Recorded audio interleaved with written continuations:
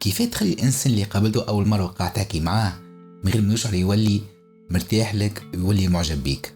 تبعني في فازة المونتاليست، تعطيك اون تكنيك سامبل على الاخر وقوية على الاخر.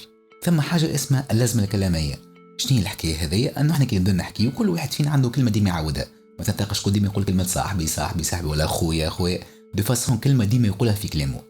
ولهنا كان اني تحكي مع انسان لقيت عنده كلمة ديما يعاودها، نجم تستغل الفرصة. كيف تستغل الفرصة هذيا؟ تاخذ الكلمة هذيك وتولي انت تقولها في كلامك. ولهنا ثم حاجة مهمة، ما تبقاش تعاود فيها ديما تولي الحكاية ظاهرة، هاكا قولها وقت لازم تتقال. ولهنا الانسان اللي قدامك باش يحس انكونسيمون، باش يحس اللي ثم ان بوين كومان بيناتكم. ولهنا الانسان كي يلقى ان بوين كومان مع عبد واحد اخر راهو اوتوماتيكمون باش يرتاح له، باش يولي معجب به من غير ما يشعر. والتكنيك هذه راهي قوية على الاخر، تنجموا تجربوها وتشوفوا. وكالعادة كان عجبتكم الفيديو ما تنساوش تعملوا جيم فولو. كان معكم فيصل المونتاليست، ملتقانا ان شاء الله فيديو واحد اخرى. علي باي باي.